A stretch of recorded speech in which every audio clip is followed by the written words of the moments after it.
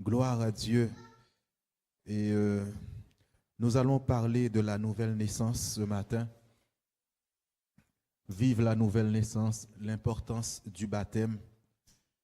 Et parfois, nous parlons du mot chrétien.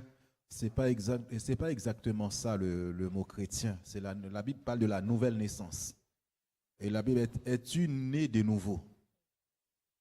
On dit chrétien, chrétien, mais ce n'est pas vraiment le vrai thème. Le vrai thème, c'est la nouvelle naissance. C'est pourquoi parfois les gens vont vous demander, est-ce que vous êtes né de nouveau? Né de nouveau. C'est ça le thème exact. Et la nouvelle naissance, c'est que tu es quelqu'un d'autre, tu n'es plus la même personne. Et mais qu'est-ce qui est le plus important dans la nouvelle naissance? Parfois, beaucoup de gens vont à l'église. Ils vont à l'église tout le dimanche. Ils ne sont pas nés de nouveau. Ils n'ont jamais vraiment rencontré Jésus. Ils n'ont pas de vie en eux. Le fait d'aller à l'église ne fait pas de toi quelqu'un qui est né de nouveau. Tu n'as pas encore connu la nouvelle naissance. Quand on rencontre Jésus, il y a la nouvelle naissance, les choses changent dans ta vie. Tu n'es plus la même personne. Tu ne peux pas rester la même personne. C'est pourquoi parfois beaucoup de gens vont vous demander la prière et malgré cela, ils ne vont pas à l'église, ils ne prient pas, ils ne lisent pas la Bible. Tu n'es pas né de nouveau, ce n'est pas possible. Quand on parle de naissance, c'est que tu es maintenant impacté par les choses du royaume de Dieu. Tu as la vie de Dieu en toi. Et pour être totalement dans cette vie, je suis connecté à Dieu. Je suis connecté à sa parole. Je suis connecté à la prière. Et nous allons parler justement de la nouvelle naissance. La nouvelle naissance fait partie de ce qu'on est en train de voir en ce moment, le salut. Quand il y a le salut, forcément, ta destinée change, ton destin. Tu as une vision. La semaine dernière, nous avons vu la vision de Dieu. Est-ce que tu as une vision de ta vie? Est-ce que tu vas seulement à l'église? Tu n'as aucune vision. Et la semaine prochaine, peut-être qu'on verra un peu plus pour l'accomplissement de la vision, qui était très important. Dans Jean chapitre 3, au verset 1er à 10, nous allons voir la parole de Dieu. Mais il y eut un homme d'entre les pharisiens nommé Nicodème, un chef des Juifs, qui vint, lui, auprès de Jésus de nuit et lui dit, « Rabbi, nous savons que tu es un docteur venu de Dieu, car personne ne peut faire ces miracles que tu fais si Dieu n'est avec lui. » Jésus lui répondit, « en vérité, je te le dis, si un homme ne naît de nouveau, il ne peut voir le royaume de Dieu. » Nicodème lui dit, « Comment un homme peut-il naître quand il est vieux? Peut-il rentrer dans le sein de sa mère et naître? » Jésus répondit, « en vérité, je te le dis, si un homme ne naît d'eau et d'esprit, il ne peut entrer dans le royaume de Dieu. Ce qui est né de la chair est chair, et ce qui est né de l'esprit est esprit. Ne t'étonne pas que je t'ai dit, il faut que vous naissiez de nouveau. Le vent souffle où il veut, et tu en entends le bruit, mais tu ne sais d'où il vient, ni où il va. Il en est ainsi de tout homme qui est né de l'esprit. » Nicodème lui dit, « Comment cela peut-il se faire? » Jésus lui répondit, « Tu es le docteur d'Israël et tu ne sais pas ces choses? » Amen. Nicodème, qui est un docteur de la loi, qui vient voir Jésus. Lui, il voulait absolument rencontrer Jésus. Et Jésus va lui révéler des grandes choses sur sa vie lui-même. C'est-à-dire que Nicodème lui-même n'était pas né de nouveau. Il ne connaissait pas les choses de l'esprit, c'est normal. Le Saint-Esprit descendait de temps en temps sur les gens. C'est après la résurrection, lorsque Jésus est monté, que le Saint-Esprit est revenu. Mais Jésus lui dit quelque chose. Nicodème, tu dois naître de nouveau. Nicodème enseigne la parole de Dieu. Nicodème est un grand docteur de la parole. Quand on dit docteur, c'est quelqu'un qui enseigne la Bible, qui enseigne à l'époque la loi. Et Nicodème n'est pas né de nouveau. Nicodème va poser plein de questions. Mais Jésus va être précis.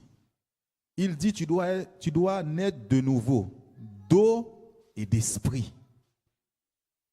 D'eau et d'esprit. Qu'est-ce que ça veut dire? Ça va nous parler du baptême. Le baptême d'eau. C'est-à-dire que, déjà, si tu dois naître de nouveau, c'est que tu n'existes même pas pour Dieu. Tu es mort. Qu'est-ce qui s'est passé? Pourquoi Jésus va parler de la nouvelle naissance? La nouvelle naissance. Déjà, il dit, si tu ne nais d'eau et d'esprit, tu ne peux voir le royaume, tu ne peux rentrer dans le royaume. Il y a deux royaumes, il y a le royaume de Dieu, il y a le royaume de Satan. Tous ceux qui ne voient pas encore le royaume de Dieu sont encore dans le royaume de Satan. Il y a deux royaumes sur là. Et Jésus est venu ramener le royaume qui était perdu auparavant. Parce que lorsque les disciples de Jean-Baptiste ont envoyé ses disciples vers Jésus, Jésus dit, le royaume est parmi vous maintenant. Il y a des prodiges, des miracles, des guérisons, les malades sont guéris, les boiteux marchent et tout ça. Le royaume est parmi vous. Le royaume de Dieu est là. Mais tant que tu ne passes pas par les eaux du baptême, tu ne peux pas entrer dans les choses de l'esprit. Le baptême est très important. Tu peux être dans l'église, tu as accepté Jésus, mais tu n'es pas né de nouveau. On va le voir, c'est très important. Tu dois naître, je te le dis, si un homme ne naît d'eau et d'esprit, il ne peut entrer dans le royaume de Dieu. Naître d'eau, c'est le baptême. Il y en a qui disent, je ne suis pas encore prêt pour le baptême. Il y en a qui, ça fait des années qu'ils sont dans l'église, ils ne sont toujours pas baptisés. Ils disent que je continue à faire mes 400 cours parce que je ne suis pas prêt. Si tu as rencontré Jésus, Jésus t'a appelé, c'est que tu es prêt. Si tu vas à l'église tous les dimanches, c'est que tu es prêt. Dieu t'appelle. Dieu t'appelle à le servir. On ne force pas les gens à accepter Jésus. On ne force pas les gens à accepter Jésus. Mais je sais qu'une chose, le jour qu'il m'a appelé, je l'ai rencontré, ça a chamboulé ma vie. Plus le même. Plus la même personne que j'étais. Maintenant, pourquoi Jésus va parler à Nicodème de la nouvelle naissance? Lorsque, dans le jardin d'Éden, Dieu avait dit quelque chose à Adam. Il a dit, les jours où tu mangeras le fruit, l'arbre de la connaissance du bien et du mal, tu mourras. Mais effectivement, nous savons que Adam n'est pas mort sur le coup. Il n'est pas mort physiquement, je veux dire. Mais il est mort spirituellement. Adam est mort spirituellement. De même, toi qui ne connais pas encore Jésus, qui n'a pas encore rencontré Jésus, et spirituellement, tu ne peux pas voir le royaume de Dieu. Tu ne peux pas le comprendre. C'est pourquoi on ne peut pas comprendre quelqu'un qui est né de nouveau. Quelqu'un qui va à l'église, qui prie, malgré les difficultés, qui est attaché à Jésus. C'est parce que cette personne-là a vu Jésus, a vu le royaume de Dieu. Et cette personne qui a fait demi-tour, qui a laissé la magie, la sorcellerie de côté, cette vie de débauche qu'elle menait, c'est parce qu'à un moment donné, il a rencontré le Maître. Il a rencontré Jésus, il a rencontré la lumière. Les gens ne vont pas te comprendre dans la famille autour de toi. C'est normal. Parce qu'à un moment donné, le voile qui était là s'est enlevé sous tes yeux. Jésus est venu enlever le voile. Et du jour au lendemain, tu dis, écoute, je ne pratique plus ces choses-là. Je ne pratique plus le mensonge. Et Adam est tombé. Et la Bible nous dit, la mort est entrée dans le monde. La mort est entrée. Tu peux être là, tu penses que tu es vivant, mais tu es mort. Alléluia. Gloire à Dieu. Nous allons voir comment la mort est entrée. le fait d'aller à l'église, comme je viens de le dire, n'est pas une garantie. C'est d'obéir à la parole de Dieu et de passer par les eaux du baptême, qui est très important. Et l'ennemi combat ça. Il te dit toujours, tu n'es pas prêt pour le baptême. Il te dit, ce n'est pas le moment, le baptême. Tu sais que tu dois abandonner tout ça pour suivre Jésus? Crois-moi, sincèrement, si tu es là, si tu me écoutes, c'est que c'est le moment. Le lendemain ne t'appartient pas. Tu ne sais pas ce qui va t'arriver. Tu n'as pas encore la vie de Dieu en toi. Et Jésus peut dire dans Jean chapitre 6 au verset 47, « Quiconque croit en moi a la vie éternelle. » Quiconque croit en Jésus a la vie éternelle. C'est qu'avant, tu n'avais pas de vie.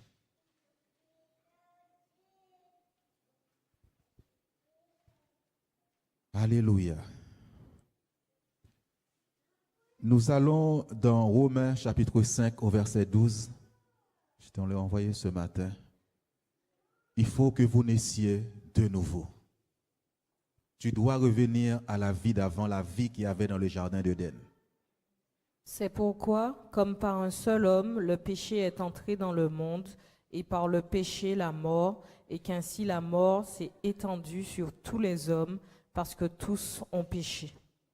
Amen. C'est pourquoi, comme par un seul homme, le péché est entré dans le monde, et la conséquence du péché, c'est la mort.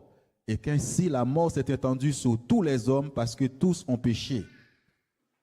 Je ne parle pas de la mort physique. Je parle de la mort spirituelle. C'est étendu sur tous les hommes. Avec Jésus, même si que tu connais la mort physique, tu vis éternellement avec lui. Mais le péché d'Adam a entraîné le péché, la mort sur tous les hommes. La mort sur toi. Et la Bible nous dit, il y a quelqu'un qui a payé pour toi qu'on appelle Jésus. Le don gratuit de Dieu, c'est Jésus. N'est-ce pas, Lénie? C'est Jésus. Il a payé le prix pour toi. Pourquoi? Pour que tu sois sauvé. Cette mort, il y en a qui disent, écoutez, moi, je n'ai pas péché. Pas pour eux, parce que c'est quand on tue quelqu'un qu'on a péché. La Bible dit, tous ont péché et sont privés de la gloire de Dieu. Nous tous, nous avons péché devant Dieu. Ne dis pas que tu n'as jamais péché. Toutes les fois, David a dit, ma mère m'a conçu dans le péché. Nous tous, nous avons péché. Et le péché a entraîné la mort. Pas un seul homme qu'on appelle Adam. Mais la Bible l'appelle le dernier qui est venu. C'est Jésus, enlever la mort, enlever le péché. Et s'il n'y a pas Jésus dans ta vie, il y a la mort dans ta vie. Il y a la mort dans ta vie. Regardez tout ce que vous prenez parfois, l'alcool, toutes ces choses vous détruisent. On a l'impression qu'on est bien. La drogue qui nous tue. Et cela est en train de détruire ta vie. Beaucoup de gens disent, pasteur, prie pour moi, prie pour moi. Certes, on va prier pour toi. Mais tu n'as pas la vie si tu n'as pas Jésus. Le plus important, c'est d'avoir Jésus dans ta vie. C'est d'avoir Jésus dans ta vie. Et il te fait la promesse, quand tu passes par les eaux du baptême, de t'envoyer le Saint-Esprit, le don du Saint-Esprit qui est la vie. Celui qui croit en Jésus a la vie. Et la mort, sous tous les hommes que vous voyez dans le monde, c'est la mort. Tu as peur de la mort, de mourir physiquement, mais la mort est déjà sur toi.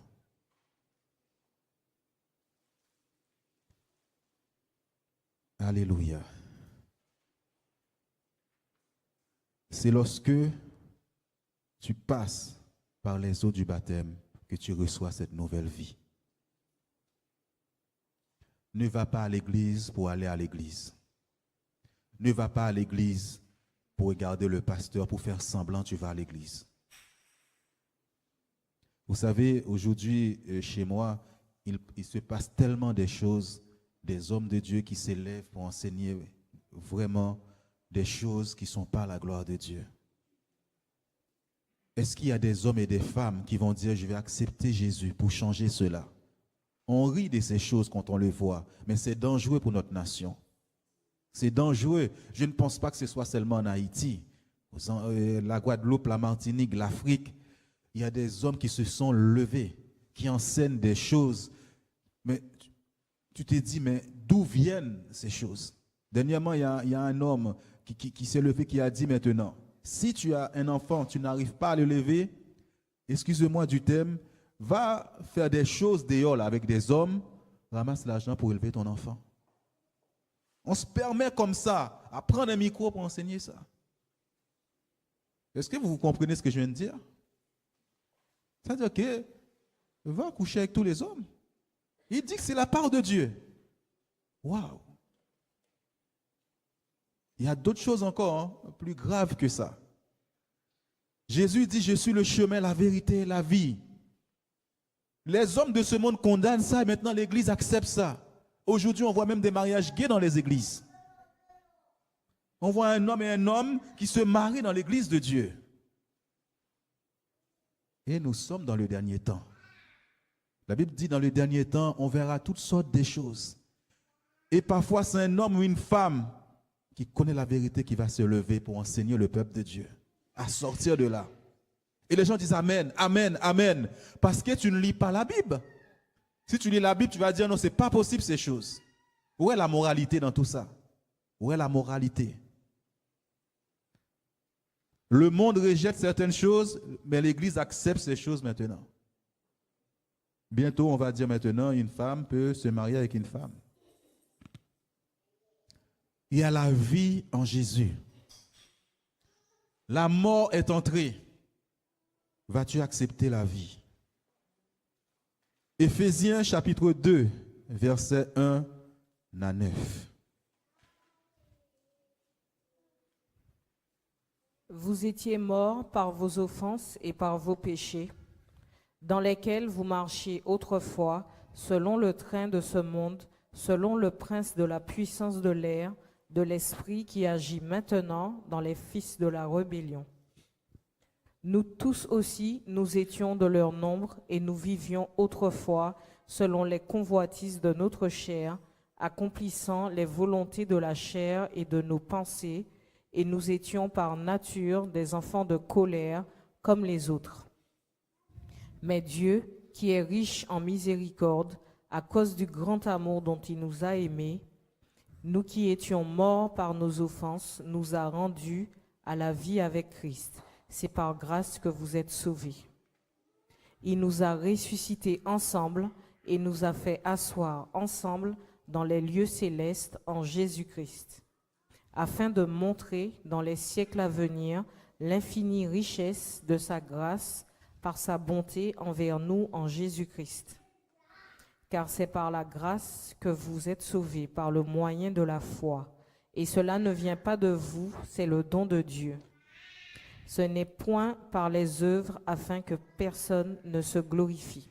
Amen. Gloire à Dieu. Est-ce que tu peux revenir au premier verset? On va essayer de l'expliquer. Très important. Vous étiez morts par vos offenses et par vos péchés. Toi et moi, nous étions morts. Et nous avons vu que la mort est entrée. Jésus seul, par son sang, peut enlever cette mort, la mort sur toi. Et par vos péchés, et continue, s'il te plaît, dans lequel vous marchiez autrefois selon le train de ce monde. Sans que tu le saches, il y avait un esprit qui te conduisait à faire cela, à faire les mauvais coups, à mentir sous les gens, le prince de l'air, et tu étais rebelle à Dieu. Tu ne veux pas entendre parler de Dieu. Tu as dit, laisse-moi, je préfère mener cette vie. Regarde parfois là où cette vie t'a amené. Regarde là où cette vie t'a amené, cette vie de débauche sans Dieu. Une vie sans Dieu, selon le prince de la puissance de l'air, la Bible est en train de te dire, il y a Satan lui-même qui te conduisait. De l'esprit qui agit maintenant dans les fils de la rébellion. Tu es rebelle à la parole de Dieu. On te dit de lire la Bible, tu ne veux pas. On te dit d'aller à l'église, tu ne veux pas. Tu préfères suivre celui-là. Celui qu'on appelle le prince de la puissance de l'air. Tu peux continuer, s'il te plaît? Nous tous aussi, nous étions de leur nombre et nous vivions autrefois selon les convoitises de notre chair, accomplissant les volontés de la chair et de nos pensées, et nous étions par nature des enfants de colère comme les autres. Amen. Là, on parle de ceux qui ont connu la vérité, qui marchent avec Jésus. Nous aussi, avant de connaître Jésus, nous étions comme ça. C'est pourquoi il ne faut jamais juger les gens, ni les critiquer. Parce que nous-mêmes avant, on était comme ça. Nous-mêmes aussi, à un moment donné, les nids, on a été chez les sorciers, les marabouts. On a fait du mal. On avait des pensées qui n'étaient pas la pensée de Dieu. Œil pour œil, dent pour dent. Des fois, tu es dans les bars, les cafés. Tu prends l'argent de ta famille, tu vas gaspiller ton argent. Alors que tu aurais pu créer des choses, faire des choses. Tu as gaspillé le talent que Dieu t'a donné. Et jusqu'à ce que la lumière est venue un jour qui nous a éclairés.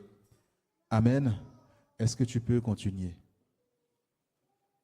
Mais Dieu qui est riche en miséricorde, à cause du grand amour dont il nous a aimés, nous qui étions morts par nos offenses, nous a rendus à la vie avec Christ. C'est par grâce que vous êtes sauvés. Amen. Il nous a rendus à la vie avec Christ. Et c'est par la grâce. Dieu est miséricordieux. Dieu ne te juge pas. Dieu ne te condamne pas. Des fois, il y en a qui disent, je fais trop de mal. J'ai été trop loin. Quelqu'un a payé le prix pour toi. Il a tant aimé le monde qu'il a envoyé son Fils afin que quiconque croit en lui ne périsse point, mais qu'il ait la vie éternelle. Jésus veut te communiquer la vie. Peut-être des années, tu vas à l'église. Tu n'as jamais pensé à donner ta vie à Jésus. Tu n'as jamais pensé à passer par les eaux du baptême. Et il nous a rendus à la vie avec Christ par les eaux du baptême. Et c'est par grâce que vous êtes sauvés, c'est une grâce. Dieu te tend la main. Dieu te tend la main. Dernièrement, je regardais une amie à moi qui a eu une personne dans sa famille qui est décédée. Et cette personne a mis un commentaire pour dire, il y a 3 semaines, tu étais avec nous, plein de vie. Tu étais là, mais aujourd'hui, tu es parti. J'ai vu cette personne, on n'a pas l'impression qu'il était malade, mais qui a quitté ce monde. Et cette personne qui est chrétienne, elle dit, il y a 3 semaines, tu étais là. Dieu te dit, je te fais grâce aujourd'hui. Abandonne ces choses et suis Jésus. C'est par grâce que vous êtes sauvés. Ne dis pas que j'aurai le temps. Le temps appartient à Dieu. Cette personne ne savait pas qu'elle allait partir. Moi qui suis là devant vous, dans la maladie, Dieu est venu m'attraper. Dans la maladie, alors qu'on avait annoncé ma mort. Tout le monde, la seule personne qui pouvait me donner la vie, c'était Jésus. Alors que ma famille disait, c'est fini pour lui, les sorciers. Parce que moi, je suis pas né dans l'évangile. Jésus est venu me prendre, me chercher, il m'a fait grâce. Et mes parents qui ne connaissaient pas Dieu m'amenaient chez les sorciers, les bokors, comme on dit chez moi, les marabouts, pour me traiter. Eux-mêmes ont dit, lui, il va mourir, on peut plus rien faire pour lui. Et c'est là mon ami d'enfance qui a eu un songe, mais il a dû oublier aujourd'hui, ça fait tellement longtemps, qui est là dans la salle. Il a dit, il a vu un homme vêtu tout de blanc qui est venu lui dire, dis à Jean d'arrêter ça. Moi, je vais le guérir. La crainte de Dieu s'est emparée de moi quand il m'a dit ça. Jésus est venu me guérir de ça. C'est la mort qui m'attendait. Je savais que l'heure avait sonné pour moi pour quitter ce monde, mais Jésus n'avait pas dit son dernier mot pour moi. Tu vas continuer à vivre et tu vas prêcher l'évangile. J'allais à l'église comme tout le monde. Vous savez, même vos enfants qui vont à l'église, il faut qu'à un moment donné qu'ils disent, Seigneur Jésus, je t'accepte comme mon sauveur personnel. Personne n'est né chrétien, on le devient. Tu viens avec tes parents à l'église, mais tu n'es pas encore né de nouveau. Il faut qu'à un moment donné, tu dis, maman, je vais voir le pasteur, je vais accepter Jésus, je vais passer par les eaux du baptême. On ne force pas les gens, ne faites pas ça. C'est lorsque la personne est touchée dans son cœur par le Saint-Esprit, là il va commencer à te dire, je veux Jésus dans ma vie. Continue s'il te plaît. Il nous a ressuscités ensemble et nous a fait asseoir ensemble dans les lieux célestes en Jésus-Christ. Là, c'est quand tu es plongé dans l'eau, quand tu sors de là, tu es ressuscité avec lui. C'est là on parle né de nouveau, la nouvelle naissance. J'en suis sûr, vous pouvez demander parfois à des personnes qui vont à l'église depuis des années, on leur demande c'est quoi la nouvelle naissance, ils ne sont pas capables de dire c'est quoi la nouvelle naissance. C'est ça la nouvelle naissance. Quand tu passes par les eaux du baptême, quand tu vas ressortir, tu es ressuscité avec Jésus. Par la foi. Par la foi. Et ensuite, il t'amène dans son royaume. Et là, tu commences maintenant à voir les choses différemment. Il y a quelque chose qui va te pousser à prier, à chercher la face de Dieu, à lire la Bible. Parce que tu es né de Dieu maintenant. La Bible dit qu'il est né du Saint-Esprit. Celui qui est né de la chair est chair. Celui qui est né de l'Esprit est esprit. Tu n'es plus la même personne. Si quelqu'un est en Christ, il est une nouvelle création, une nouvelle créature. Je ne suis plus la même personne. Tu ne peux pas me comprendre maintenant. Je suis né de l'Esprit. Je vais te parler des choses que tu ne peux pas comprendre. C'est spirituel. Mais c'est le baptême qui permet ça. Ce n'est pas le fait d'aller à l'église. Ce n'est pas le fait. Tu peux aller à l'école, tu es en train de chauffer les bancs, mais tu n'apprends rien, tu n'avances pas. Mais tu vas à l'école tous les jours, mais tu es le dernier de l'école. Alléluia. C'est la même chose. La parole, tu as soif. Le dimanche, tu es pressé d'aller à l'église. Tu es le premier à louer Dieu, à lui dire merci parce qu'il t'a sauvé. Tu commences à reconnaître là où tu étais. La grâce qu'il t'a faite, t'a tiré de là, il t'a amené dans son royaume de lumière. Tu étais dans les ténèbres. Alléluia. Continue s'il te plaît. Afin de montrer dans les siècles à venir l'infinie richesse de sa grâce par sa bonté envers nous en Jésus-Christ. Sa grâce envers nous. Dieu m'a fait grâce. Je peux vous garantir une chose. Je ne suis pas parfait. Dieu est parfait en moi, je ne suis pas parfait. L'homme n'est pas parfait. Parfois, on voit le pasteur comme si c'était Jésus lui-même ou Dieu. Non, il a des failles comme tout le monde. Mais je dis merci à Dieu pour sa bonté envers moi parce qu'il m'a sauvé. Les gens ne vont pas me décourager. On peut dire ce qu'on veut sur moi, mais je connais la bonté de Dieu envers moi qui m'a sauvé, qui m'a guéri. Continue s'il te plaît. Car c'est par la grâce que vous êtes sauvés, par le moyen de la foi. Et cela ne vient pas de vous, c'est le don de Dieu. Amen. Et ce n'est point par les œuvres afin que personne ne se glorifie. Ne dis pas c'est parce que j'étais bon. Et le jour que tu acceptes Jésus, il t'a donné la foi. C'est un don de Dieu. Ne dis pas tu n'as pas la foi, tu as la foi. C'est à cause de cette foi que tu as accepté Jésus, que tu te lèves le dimanche, tu vas à l'église. Avant, tu ne le faisais pas. Pourquoi tu pries maintenant? Pourquoi tu lis la Bible? Parce que Dieu t'a accordé la foi. Et beaucoup de gens disent, je n'ai pas la foi. Tu as la foi. Dieu te l'a accordé. Mais tu ne veux pas faire d'efforts. Tu veux des miracles tout de suite. On croit que Dieu, c'est un marabout. Non, Dieu n'est pas un marabout. Dieu veut t'enseigner d'abord. Dieu veut te former d'abord. Dieu veut te purifier, te sanctifier d'abord. Mais tu veux les choses tout de suite. Ça, ce sont les sorciers qui font ça. Est-ce que tu donnes tout à ton enfant tout de suite? Tu attends qu'il grandisse, qu'il apprenne les choses. C'est la même chose avec Dieu. Parce que tu étais dans un autre royaume. Il faut du temps quand tu viens dans le royaume de Dieu que Dieu t'enseigne les choses par son Saint-Esprit. Et comme toi, tu es venu seulement pour les biens de Dieu, la richesse, tu commences à te décourager et tu retournes dans le monde. Tu n'as pas compris, le plus important pour Dieu, c'était ton âme. Toi, le plus important pour toi, c'est l'argent. Avoir des belles maisons, de belles voitures. Et tout ça, tu vas le laisser. Tu peux partir aujourd'hui et laisser tout ça. Tout ça, c'est éphémère. Dieu est capable de te bénir. Mais le plus important à Dieu, pour Dieu, c'est ton âme. Que ton âme soit sauvée. Amen. Je pense que c'est fini. Amen. Pour ce verset. Lorsque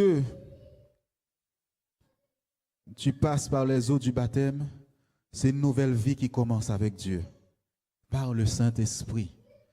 Je ne te l'ai pas donné, mais est-ce que je peux te le passer quand même? Actes des Apôtres, chapitre 2, au verset 28. Actes, chapitre 2, au verset 28. Merci, Seigneur. Oui. Tu m'as fait connaître les sentiers de la vie. Tu me rempliras de joie par ta présence. Tu peux continuer, s'il te plaît.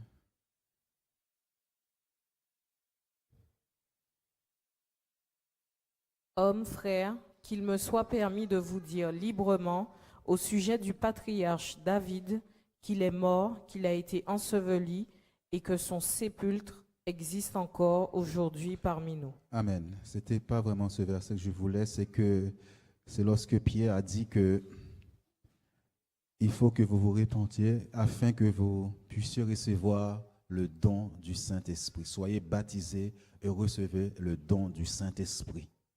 Par le baptême, je reçois. Naître de nouveau. Alléluia. Nous allons continuer sur le baptême d'eau, la nouvelle naissance, né de nouveau. Un jour, c'est Whitley qui viendra dire à sa maman, je sens que Jésus m'a touché. Maman, est-ce que je peux aller voir le pasteur? Je veux passer par les eaux du baptême.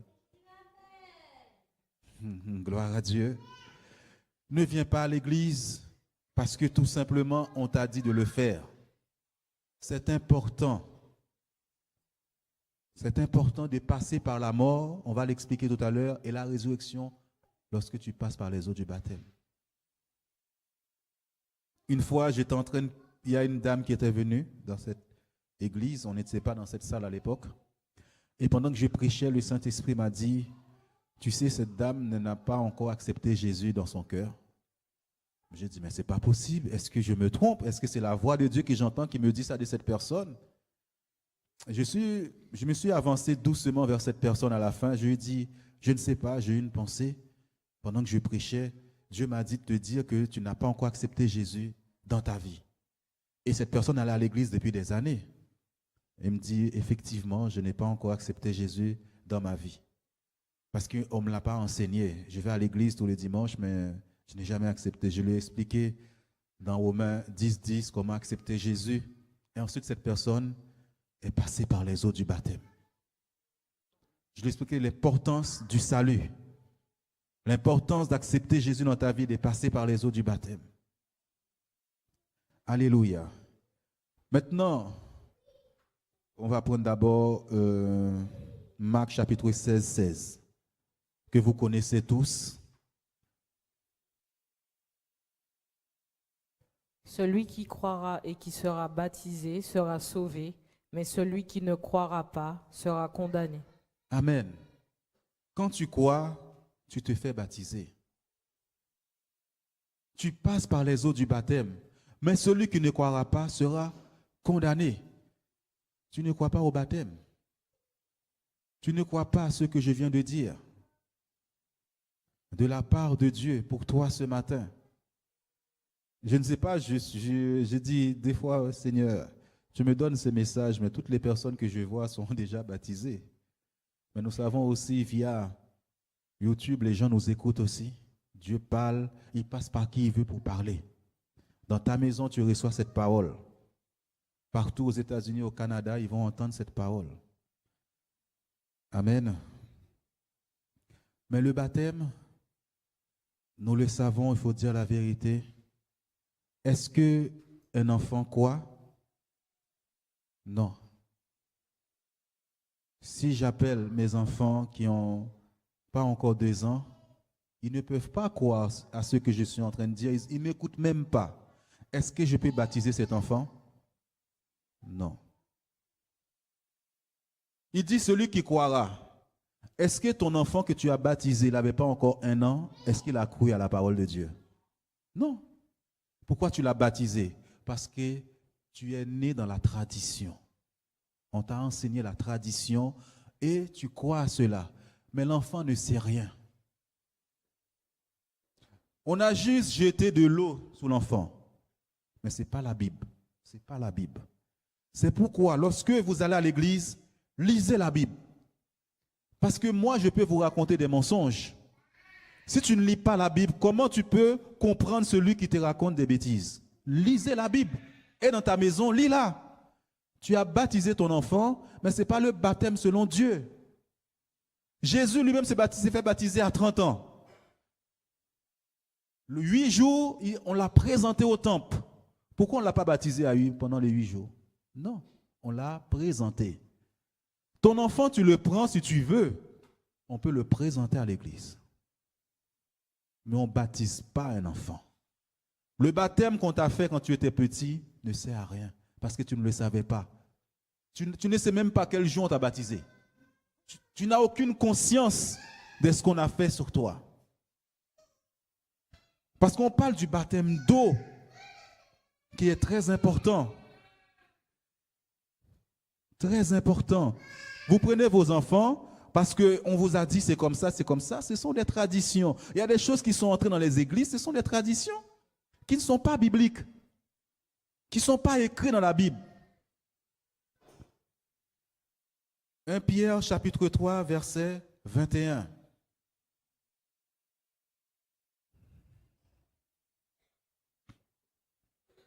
Cette eau était une figure du baptême qui n'est pas la purification des souillures du corps, mais l'engagement d'une bonne conscience envers Dieu et qui maintenant vous sauve, vous aussi par la résurrection de Jésus-Christ. Amen. Cette eau était une figure du baptême qui n'est pas la purification des souillures du corps, mais l'engagement. Ça n'a rien à voir avec la purification du corps. Toi, présente-toi devant Dieu, purifie-toi, sanctifie-toi de tes péchés passés. Et il dit, c'est l'engagement d'une bonne conscience envers Dieu. Je prie conscience maintenant. L'enfant n'a pas de conscience encore. C'est un engagement. C'est une alliance avec Dieu. Quand tu étais petit, on t'a baptisé, tu n'avais pas encore cette conscience-là. C'est la Bible qui le dit. Pourquoi tu ne vas pas dire à cette personne qui veut baptiser tes enfants, qu'est-ce que la Bible dit à ce sujet?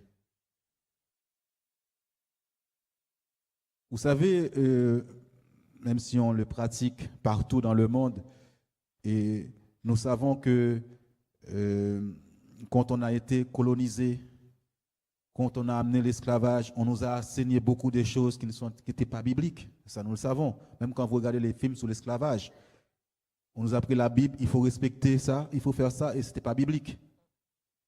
Maintenant, tu sais lire, va lire la Bible. Tu sais lire. Va lire la Bible.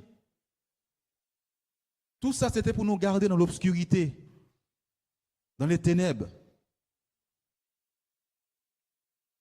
L'engagement d'une bonne conscience envers Dieu, pas envers un homme. Ne va pas baptiser tes enfants pour faire plaisir à la famille, pour faire plaisir à quelqu'un.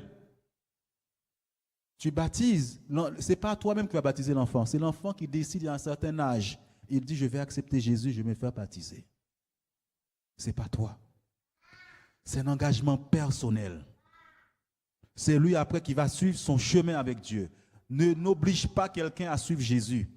C'est Dieu. La Bible dit, il convaincra le monde en ce qui concerne le péché, la justice et le jugement. C'est le Saint-Esprit qui convainc un cœur. Moi, on m'a donné Jésus bien avant, je ne l'ai jamais accepté jusqu'à ce que Dieu a touché mon cœur. Laisse Dieu toucher le cœur de tes enfants. Laisse Dieu faire. Même si tu es autoritaire dans ta maison, ne les oblige pas. Maintenant, ils habitent chez toi, ils sont encore petits, amène-les à l'église. Et un jour, ils choisiront le bon chemin, qui est la vérité. Fais ce que tu as à faire dans leur vie. Mais l'engagement d'une bonne confiance envers Dieu et qui maintenant vous sauve, vous aussi, par la résurrection de Jésus-Christ. Alors, tu vas comprendre quand les gens disent, est-ce que tu es né de nouveau? Ce n'est pas est-ce que tu es chrétien, est-ce que tu es né de nouveau? La nouvelle naissance. Nicodème, il faut naître de nouveau. Il y a des avantages quand tu passes par les eaux du baptême. C'est pourquoi Satan, le diable, parfois des années dans l'église, tu n'es toujours pas baptisé. Ensuite, nous allons dans Romains, chapitre 6, versets 3 à 8. Ignorez-vous que nous tous qui avons été baptisés en Jésus-Christ, c'est en sa mort que nous avons été baptisés? Amen. Amen. Quand on dit ignorez-vous, c'est que vous pouvez être dans l'ignorance. Vous ne le savez pas. Paul nous dit que nous tous qui avons été baptisés en Jésus-Christ, c'est-à-dire que le jour qu'on t'a plongé, le baptême, ce n'est pas on te jette de l'eau. C'est par immersion, émerger dans l'eau totalement. Il fait que ton corps soit... Est-ce que Jésus, quand on l'a baptisé encore, est-ce qu'on lui a jeté de l'eau? On a fait ça? Même si nous n'étions pas là, dans le Jourdain, on l'a plongé. Ton corps doit être totalement mouillé dans l'eau. Si tu ne le sais pas, c'est en sa mort que tu as été baptisé.